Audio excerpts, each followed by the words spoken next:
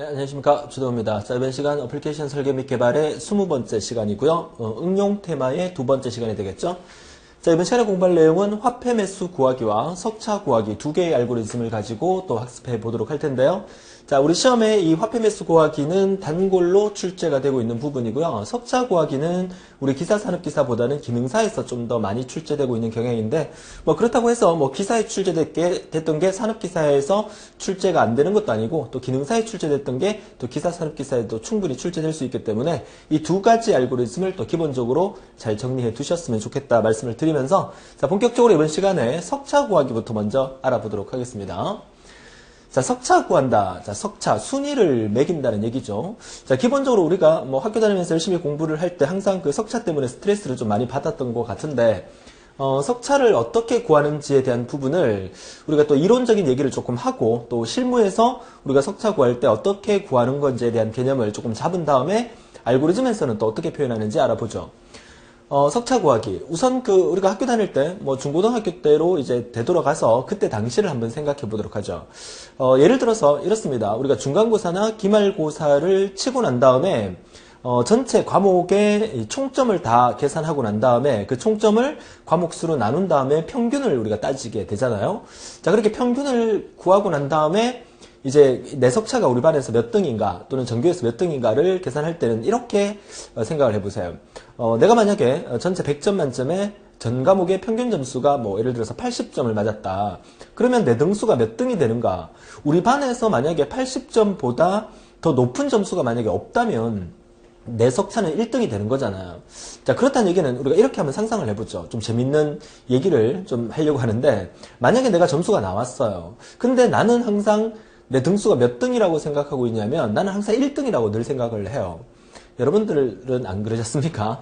자, 학교 다닐 때 시험을 치고 나면 성적이 나왔어요. 나는 이번에는 무조건 반에서 1등일 거야. 자, 이렇게 생각을 했단 말이죠. 자, 그런데 옆에 이제 친구한테 야, 너 점수 몇 점 나왔니? 라고 물어보니까 나는 80점 나왔는데 친구가 81점이 나왔대. 그럼 나는 몇 등이 되는 거예요? 나는 2등이 되는 거예요. 자, 그렇게 상상을 한다는 거죠. 우리 반의 인원수가 만약에 30명이다. 그러면 다른 학생들의 점수를 모르는 상태에서는 항상 나는 몇 등이다? 1등이다. 내 점수가 뭐 10점이 나오든 20점이 나오든 100점이 나오든 다른 학생과 비교가 되지 않은 상태에서는 항상 나는 1등이다. 그거는 나뿐만 아니라 모든 친구들이 다 그렇게 생각을 하고 있다는 거죠. 자, 그러면 내 점수가 만약에 80점이 나왔다. 그러면 나는 1등이라고 생각을 했었어요. 근데 옆에 친구한테 물어보니까 친구가 내 점수보다 높은 거야. 그럼 나는 내 등수가 한 칸 더 밀려나서 나는 2등이 되는 거예요. 자, 그리고 난 다음에 세 번째 친구한테 또 물어봤어요. 그래서 내 점수랑 세 번째 친구랑 비교를 해보니까 이 세 번째 친구도 나보다 점수가 높은 거야. 그럼 나는 몇 등이 되는 거야? 나는 한 칸 더 밀려서 3등이 되는 거예요. 그렇게 해서 전체 30명 중에서 나를 포함한 나머지 30명을 모두 비교했을 때 전체가 나보다 다 점수가 높다면 내 등수는 꼴찌가 되는 거겠죠. 근데 한 명 한 명 비교할 때마다 나보다 큰 녀석을 만나면 내 등수가 하나 늘어나고 증가가 되고 나보다 큰 녀석을 만나지 않으면 내 등수가 유지된다. 이 개념이 우리가 알고리즘에서 표현하는 개념하고 똑같다는 얘기예요. 그렇죠? 그래서 석차 구하기는 아주 간단한데요. 컴퓨터가 이해할 수 있는 알고리즘에 석차 구하기를 할 때는 항상 맨 첫 번째 기준은 뭐다? 항상 내가 몇 등이다? 1등이다 라고 생각을 하고 시작한다는 거죠. 그래서 내가 1등이다 라고 생각한다는 것은 석차를 우리가 랭크라고 하기 때문에 변수를 보통 랭크라는 변수를 많이 쓰게 돼요. 그러니까 랭크라는 이 변수 안에다가 기본적으로 첫 번째로 모든 학생이 1등이다라고 전제하에서 이 석차 구하기 알고리즘이 스타트가 된다는 사실을 반드시 명심을 하세요. 무슨 말이냐?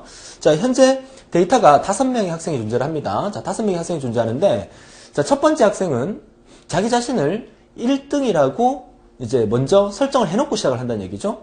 두 번째 학생도 자기가 받은 점수가 60점에 불과하지만 나는 1등이야 라고 생각을 한단 말이죠.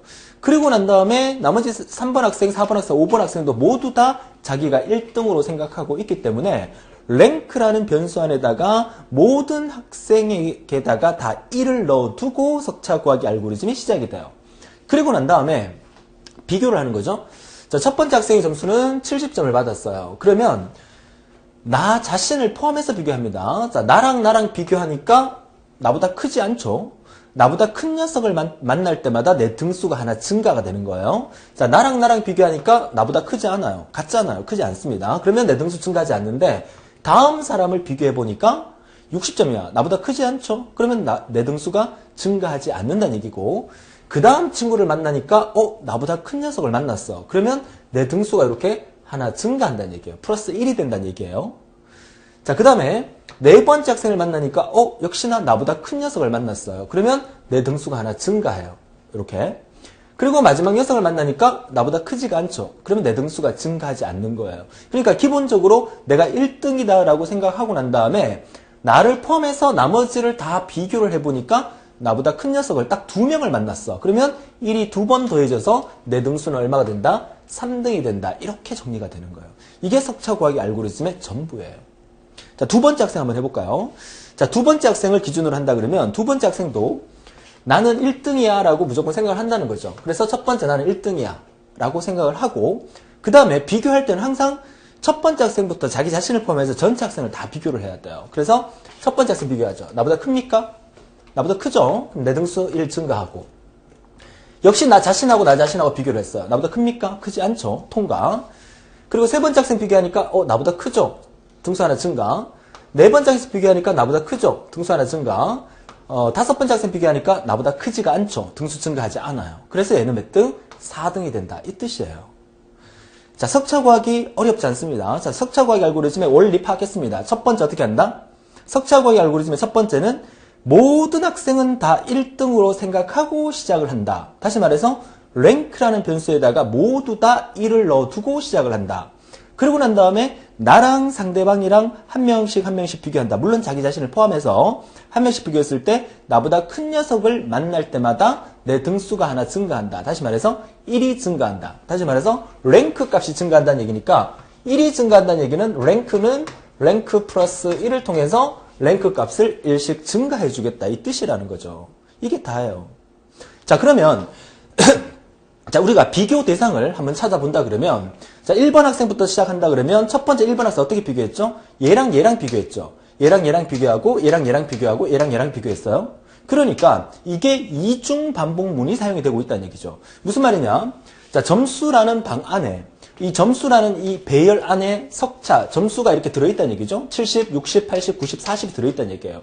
그럼 비교 대상이 1번 방, 점수갈로 1번 방에 있는 거와 점수갈로 1번 방, 자기 자신하고 먼저 비교하고, 그 다음에 1번 방과 2번 방, 1번 방과 3번 방, 4번 방, 5번 방, 이렇게 비교하죠. 결국 이 말이 무슨 말이냐면, 얘는 전부 다 1번 방이니까, 1번 방인 얘와 비교, 이렇게 나간다는 거예요. 이게 한 바퀴 돈다는 얘기예요.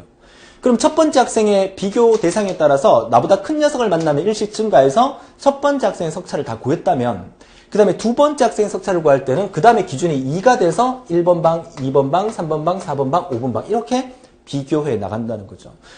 자, 우리가 배열에서 이런 짓을 우리가 많이 해봤잖아요. 그죠? 항상 주소를 통해서 이걸 다 적어보는 게 가장 중요하다는 얘기인데, 석차에서는 뭐 굳이 뭐 다 적지 않아도 그 개념은 충분히 이해할 수 있기 때문에 자기 자신을 기준으로 자기 자신을 포함해서 나머지 학생과 모두 비교해 나갔을 때, 나랑 상대방이랑 비교했을 때 나보다 상대방의 점수가 높으면 내 등수, 랭크가 하나 증가한다. 이거 개념만 잡으면 석차 구하기는 전부 끝이에요. 그러니까 이 자체가 그렇게 어렵지 않기 때문에 기사산업기사에서는 출제가 된 적이 없고요. 기능사에서 많이 출제가 됐는데, 역시나 얘도 뭐예요? 우리가 앞서 배열 테마 이전에서 이중 반복문을 공부할 때 뭐 윗몸 일으키기라든지 구구단위라든지 이런 거 공부할 때의 기초적인 부분이기 때문에 그 부분을 한 번 더 복습한다는 의미에서 봐주시면 큰 도움이 되실 거예요. 이중 반복문의 원리라는 거예요.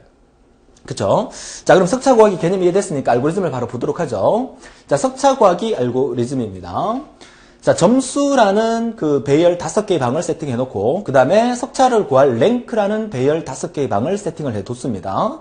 자, 그리고 이제 순환 구조를 통해서 점수 i를 입력받습니다. 무슨 말이냐면 i 값이 1부터 5까지 1씩 증가하니까 점수라는 5개의 배열 공간 안에다가 임의의 점수 뭐 80점, 90점, 40점, 60점, 30점 이렇게 점수를 입력받는다는 얘기고요. 그 다음에 랭크 갈로 i, 랭크라는 배열 안에다가 모두 1을 넣겠다는 얘기예요. 무슨 말이냐? 랭크 갈로 1번 방에 1 넣고, 랭크 갈로 2번 방에 1 넣고, 랭크 갈로 3번 방에 1 넣고, 그래서 랭크 갈로 5번 방에다가 1 넣는 5번을 반복하면서 모든 랭크 방에다가 1을 다 넣겠다.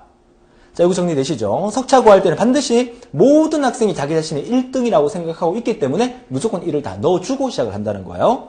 자, 그리고 이제 이중반복문이 시작이 되죠. 자, 이중반복문의 구조를 보니까 이건 너무 쉽죠. 얘를 우리가 i라고 변수를 주고 얘를 우리가 j라고 변수를 준다 그러면 i 값 1부터 시작해서 어디까지? 5까지 증가하는 거잖아요. 그러면 i는 1부터 5까지 1씩 증가한다는 거. 바깥쪽 순환에서 이루어지면 되고, 자, 안쪽 순환에서 j 값도 1, 2, 3, 4, 5, 1, 2, 3, 4, 5, 1, 2, 3, 4, 5 이렇게 변하죠. j 값도 1부터 5까지 변하고 있는 거예요. 그러니까 j는 1부터 시작해서 5까지 1씩 증가한다. 이게 이중반복문의 바깥쪽 순환과 안쪽 순환에서 이루어지면 된다는 거야. 그쵸? 자, 그리고 들어왔습니다. 그리고 들어와서 i 변수와 j 변수를 이용해서 점수 i와 점수 j를 비교했을 때, 다시 말해서 얘가 i가 되는 거니까 i가 1인 상태에서 j값 1번, 2번, 3번, 4번, 5번을 전부 다 비교를 하게 되겠죠. 자, i가 바깥쪽에서 순환되고 있기 때문에 i가 1인 상태에서 안쪽 j값이 요렇게 5바퀴 돌면서 점수갈로 1번 방과 2번 방, 1번 방과 2번 방, 1번 방과 3번, 1번 방과 4번, 1번 방과 5번까지 j값을 1부터 5까지 비교해 나가죠. 그렇게 했을 때 이 왼쪽에 있는 게 내 점수가 되는 거고 오른쪽에 있는 게 상대방 점수가 되는 거니까 내 점수와 상대방 점수를 비교했을 때 상대방 점수가 더 크면 어떻게 하라? 랭크 값, 순위를 하나 더 증가시켜라. 현재 랭크 갈로 i방, 첫 번째 방, 내 등수가 들어갈 수 있는 그 방 안에는, 그쵸? 현재 1이 들어가 있는 상태죠. 그 상태에다가 상대방 점수가 더 크게 되면 1을 더 플러스 시켜서 만들어줘란 얘기죠. 그러니까 내보다 큰 녀석을 만났을 경우에 내 등수가 1이 증가되는 과정이 만들어주는 거야. 다시 말해서 내 점수와 상대 점수를 비교했을 때 상대 점수가 더 크면 내 등수 증가, 뭐 이런 것들 뭐 참고로 적어두면 좋겠죠, 그죠? 등수가 증가한다. 그렇지 않으면 내 점수와 상대방 점수랑 비교했을 때 상대방 점수가 크지 않으면 등수 증가하지 말고 통과해버려라. 이 과정을 몇 바퀴 돌려라? i 값이 1일 때 j 값 5바퀴 돌리고 j 값 5바퀴가 끝나면 다시 i가 2로 바뀌면서 j 값 1부터 5까지 또 5바퀴 돌려라. 이 과정이 총 5회가 반복이 되면서 전체 5명의 학생의 석차를 구할 수 있다. 이렇게 되는 거예요. 그렇죠? 너무 간단하게 진행되지 않습니까? 자, 이렇게 되면 최종적으로 우리가 어떻게 되냐면 점수라는 배열 공간이 5개의 공간이 이렇게 존재를 하겠죠. 자, 예를 들어 점수가 70점, 80점, 90점, 100점, 50점 이렇게 들어있는 상황에서 랭크라는 방이 존재하겠죠.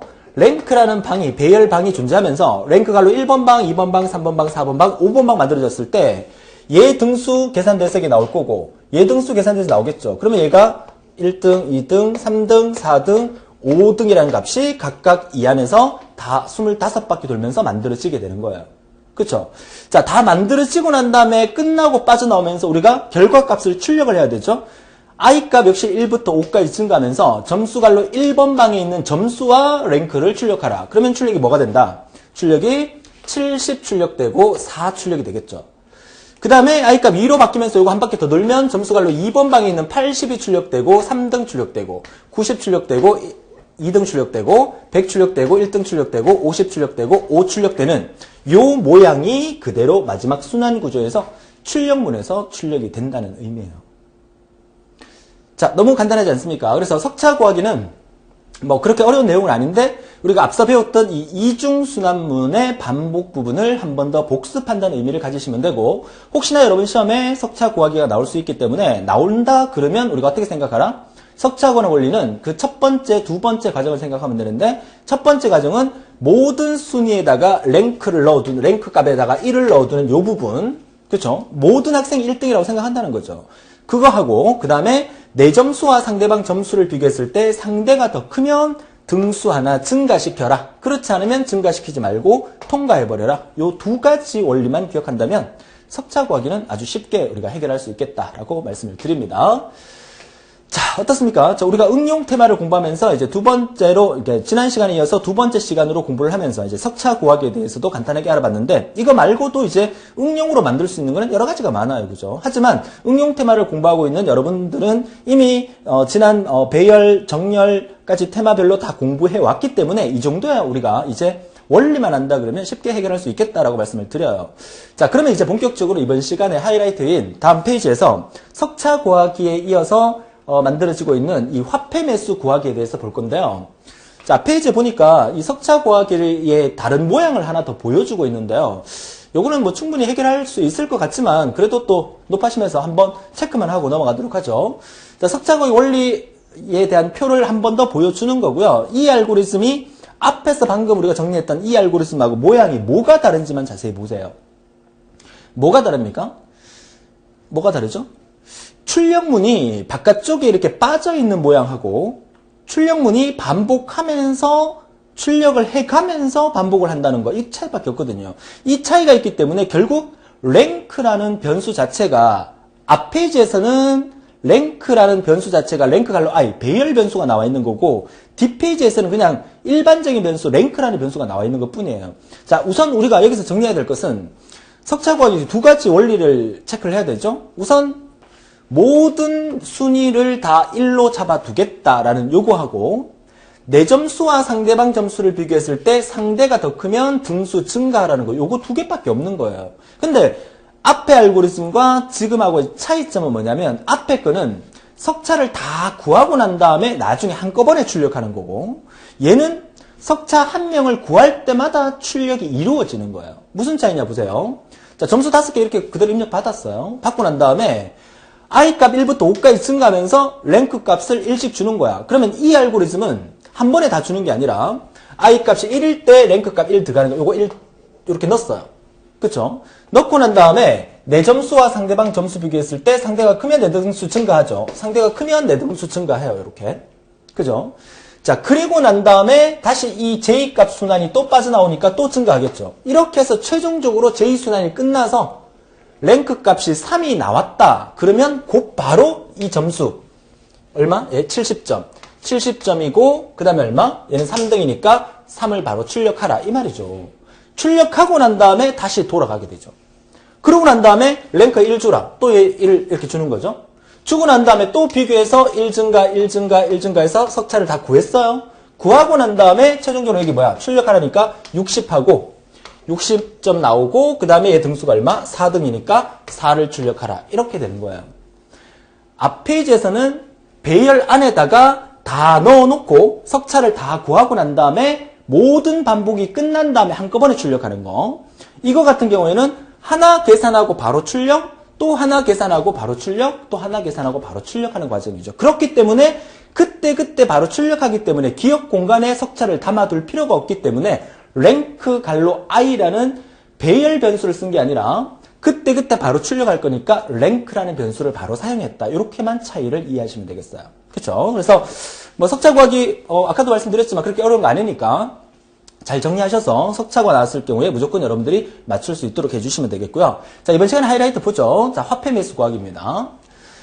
자, 이 화폐 매수 구하기도 좀 옛날 얘기를 좀 해드려야 될 것 같은데, 자, 요즘은 여러분들이 만약에 어떤 직장을 다니다가 뭐 급여를 받겠다, 월급을 받겠다, 그러면 한 달 동안 여러분들이 일한 그 기본급에다가 뭐 상여금 플러스 시키고 또 시간의 수당 뭐 플러스 시키고 특근 수당 플러스 시켜서 뭘 하니까 여러분이 급여가 만약에 뭐 375만 8,640원이다. 그러면 이 375만 8,640원이라는 돈을 여러분 계좌에다가 쏴주잖아요. 그쵸? 쏴준다는 표현이 맞습니까? 그쵸?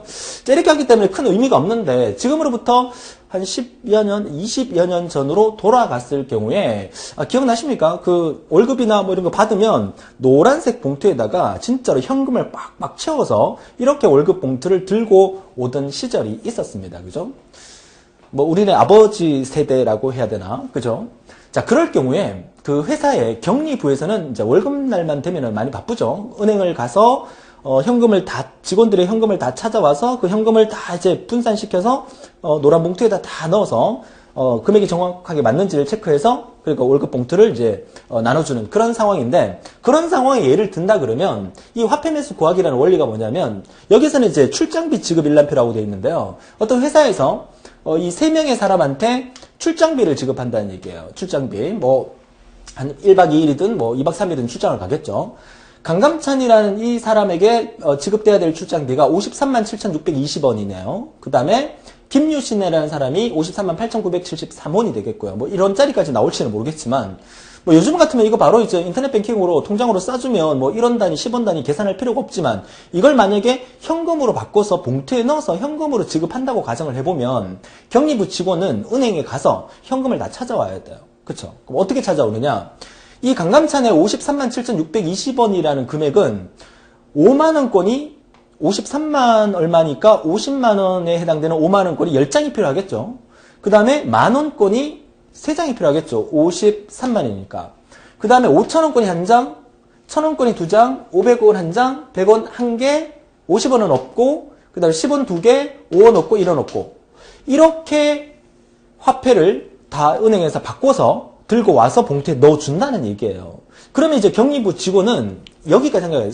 한 명만 출장 가는 게 아니라 3명이 출장 가니까. 그러면 김유신은 5만원권 10장, 홍길동은 5만원권 3장. 이렇게 해서 은행 직원에게 5만원권을 23장을 받고 와야 된다는 얘기예요. 그러니까 5만원권 23장, 만원권 8장, 5천원권 2장 쭉 해서 1원짜리도 3개까지 챙겨와서 그것을 이제 사무실에 와서 각각 사람별로 분할시켜서 봉투에 담아서 주겠다. 뭐 이 얘기예요.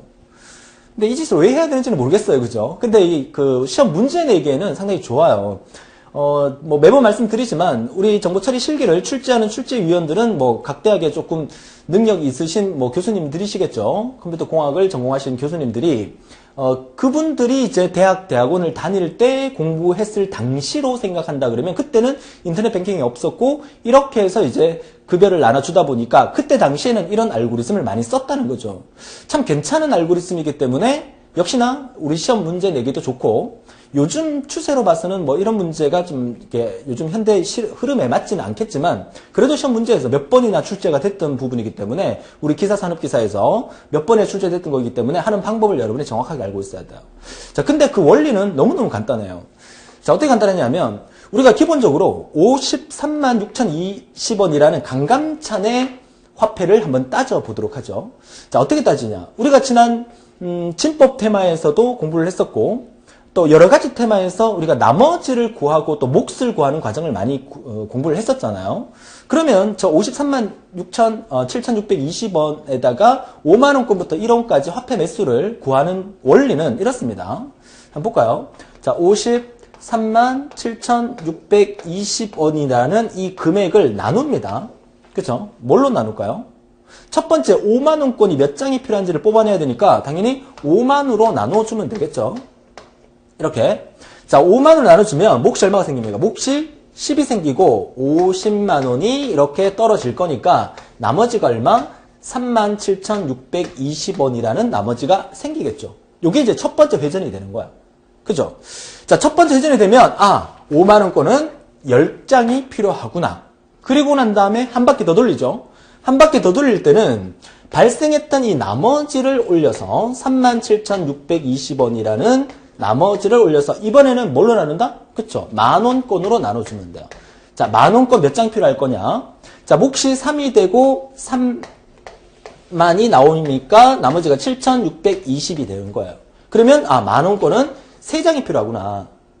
자, 그리고 난 다음에 만들어졌던 이 나머지, 자, 이 나머지 7,620원을 올려서 7,620원 올려서 한 번 더 나누죠. 자, 이번에는 뭘로 나누죠? 그쵸? 5,000으로 나눕니다. 자, 몫이 얼마가 돼? 1이 되고 5,000이 들어가면서 나머지가 얼마? 2,620원이 나오게 되겠네요.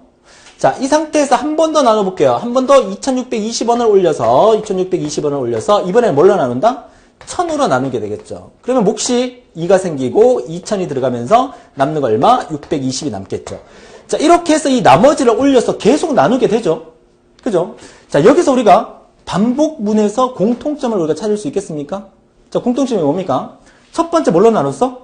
5만으로 나눴어요. 그 다음에 만으로 나눴어요. 그 다음에 5천으로 나누고, 그 다음에 1,000으로 나누고, 그 다음에 뭘로 나눌까요? 그쵸? 500으로 나누고, 그 다음에 100으로 나누고, 그 다음에 50으로 나누고, 그 다음에 10으로 나누고, 5로 나누고, 1로 나누는 과정까지 반복을 해주면 되겠죠. 그럼 이 공통점이 뭡니까? 자, 우리가 항상 공부를 하면서 수열 테마에서도 그랬고 배열 테마에서도 그랬고 공통적인 규칙을 찾아내는 게 알고리즘에서 가장 중요하죠. 알고리즘을 해석하는 부분에서 5천으로 나누고 1000으로 나눴어요. 5만으로 나누고 만으로 나눴어요. 그 다음에 5000 나누고 1000으로 나눴어요. 공통점은 5라는 숫자 그리고 1이라는 숫자, 5라는 숫자, 1이라는 숫자가 반복되면서 공이 하나씩 줄어드는 상황이에요. 그럼 우리가 생각해 볼게요. 처음에는 5만 원으로 나눴단 말이야. 그럼 초기치를 5만이라고 지정을 해놓고 난 다음에 그 다음에 이 5만이라는 숫자를 만으로 바꿀 때는 어떻게 하면 되죠? 5만에서 뭘 나누면 된다? 5만에서 5로 나누면 되죠. 5만에서 다른 색깔로 해볼까요? 그죠?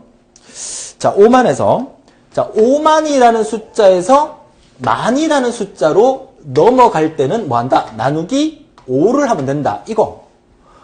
만에서 5천으로 넘어갈 때는 뭐 하면 된다? 나누기 2를 하면 된다. 또 5천에서 1000으로 넘어갈 때는 또 나누기 뭐 하면 된다? 나누기 5를 하면 된다. 이거. 그 다음에 1000에서 500으로 넘어갈 때는 역시나 뭐 나누기 2를 하면 된다. 여기서 우리가 찾아낼 수 있는 게 한 번은 5로 나누고 한 번은 2로 나누고 한 번은 5로 나누고 한 번은 2로 나누면서 화폐 매수를 줄여나갈 수 있다는 것을 찾을 수가 있었다는 거죠. 이게 이 문제의 핵심 키포인트가 되겠습니다. 되겠습니까? 자, 그래서 그 부분을 제가 그림으로 그려놓은 게 바로 이 부분인데 첫 번째 유닛이라는 배열 안에다가 5만원권을 초기치로 미리 담아뒀습니다.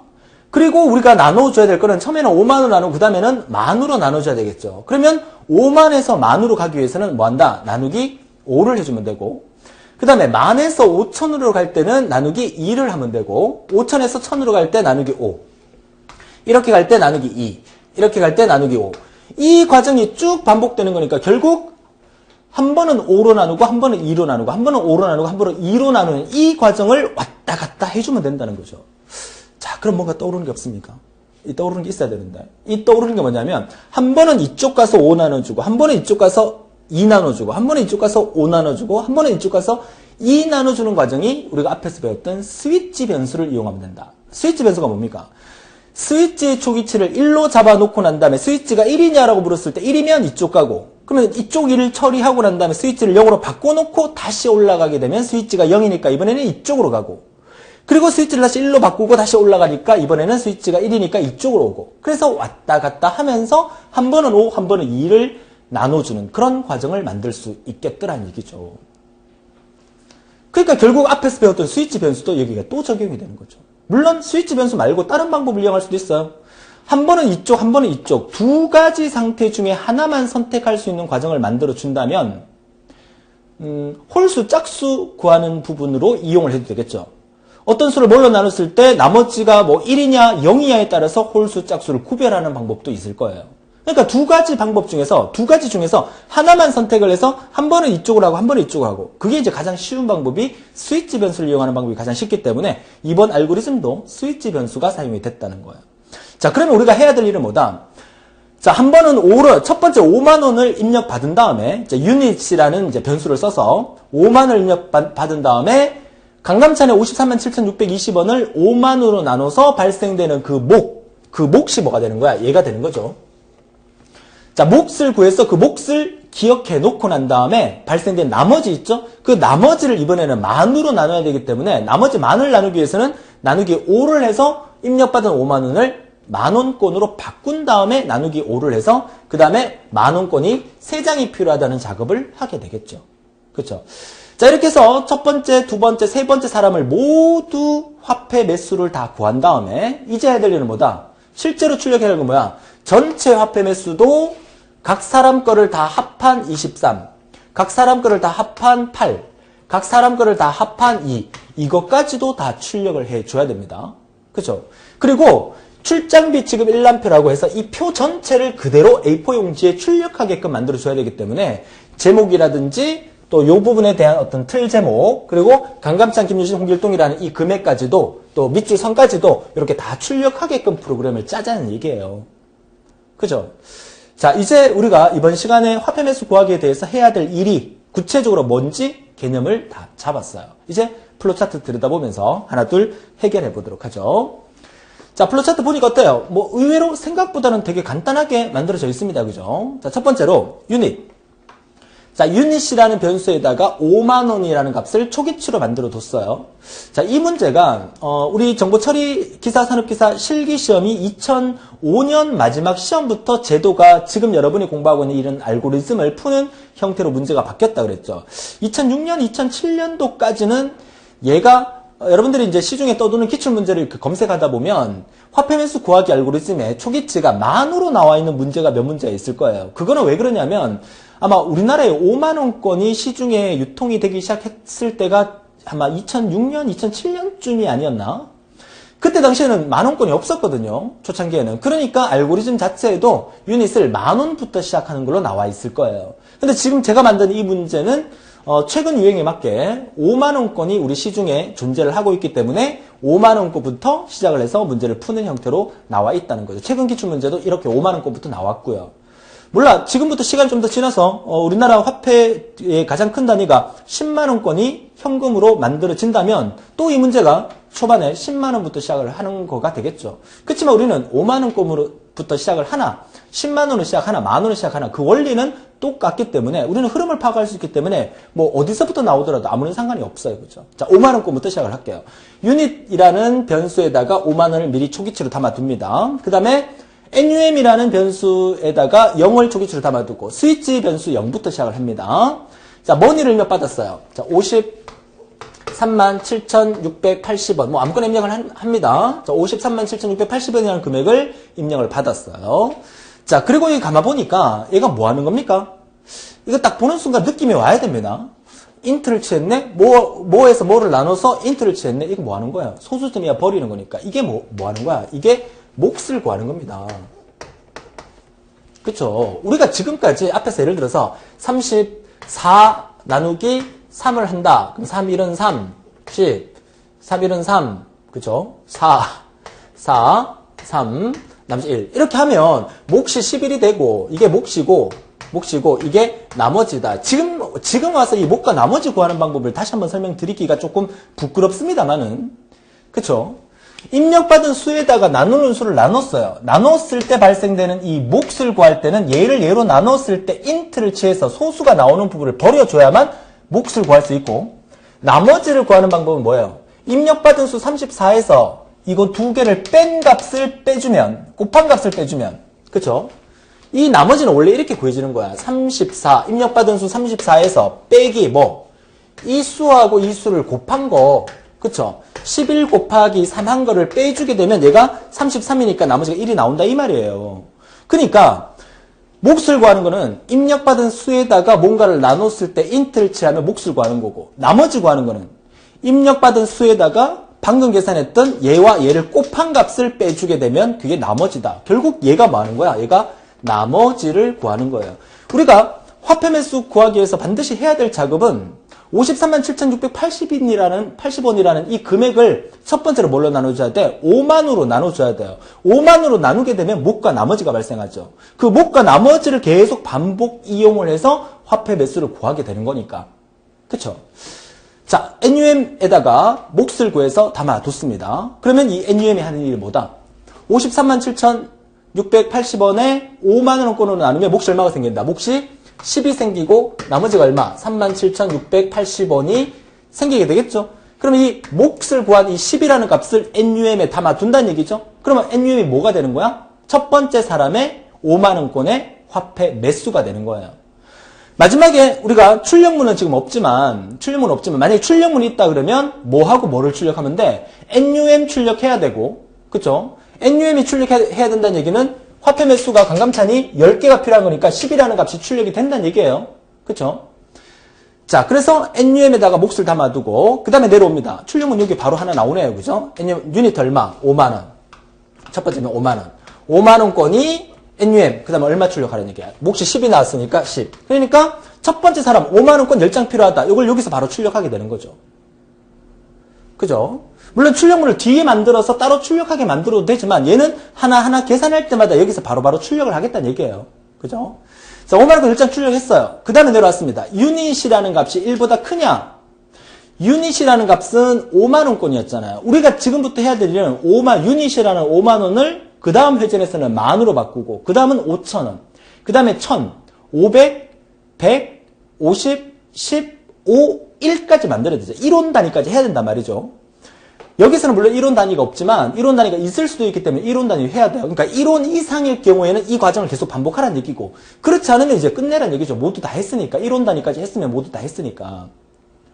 그죠? 자, 1원보다 크지 않으니까 현재 유닛이 5만입니다. 내려왔어요. 그쵸? 그러면 여기서 뭘 구한다? 이제 나머지를 구하죠. 나머지를 구하게 되면 나머지가 얼마 나온다? 37,680이 나오겠죠. 그러면 머니의 새로운 값 37,680이라는 값이 기억이 되고 있겠죠. 여기서 나머지를 구했으니까 537,680원 나누기 5만을 했을 경우에 몫이 10이니까 NUM 값 10을 출력하게 되고, 그 다음에 발생한 나머지 37,680원을 구한 다음에 이 37,680원을 한 바퀴 돌려서 이번에는 여기서 나눠줄 때 이 37,680원을 뭘로 나눠줘야 돼? 5만으로 나눈 게 아니라 1만원, 만원으로 나눠줘야 되겠죠? 그러면 이 유닛이라는 값이 5만부터 시작해서 이 밑에 내려오게 되면 유닛이 뭘로 바뀌어야 돼? 만으로 바뀌어줘야 되겠죠? 그러니까 스위치 변수가 0부터 시작했으니까 스위치가 0이냐 물었으니까 예스가 이쪽이니까 이쪽으로 넘어오겠죠? 그러면 유닛 값이 얼마? 5만 2였으니까, 그쵸? 얘를 5로 나눠주면 새롭게 탄생된 유닛은 만으로 바뀌겠다 이 말이죠. 자, 그리고 난 다음에 스위치가 0부터 시작을 했으니까 여기서 스위치를 다시 1로 바꾸고 넘어갑니다. 다음번에 이쪽으로 오게 하기 위해서. 자, 유닛을 만을 바꾸고 난 다음에 다시 올라가서 이 머니가 37,680에서 만을 나눈 다음에, 그럼 37,680에서 만을 나누게 되면 몫이 얼마가 생겨? 3이라는 값이 생기겠죠. 그러면 만원권은 얼마? 3장을 출력하라. 그럼 출력이 되겠죠, 이렇게. 그리고 난 다음에 유닛이 아직 1보다 작지 않으니까, 1보다 크니까 내려와서 37,680원의 나머지를 구하게 되니까 얼마가 나와? 7,680이라는 나머지가 구해지겠죠. 두 번째 나머지는 7,680이라는 값이 구해질 거예요. 그러고 난 다음에 스위치가 0입니까? 아까 여기서 1로 바꾸고 올라갔었죠? 그럼 스위치가 0이 아니니까 이쪽으로 넘어와서 이번에는 화폐 단위가 만원권에서 만이 들어가서 2로 나누게 되면 새로운 유닛은 5,000으로 바뀌게 된다.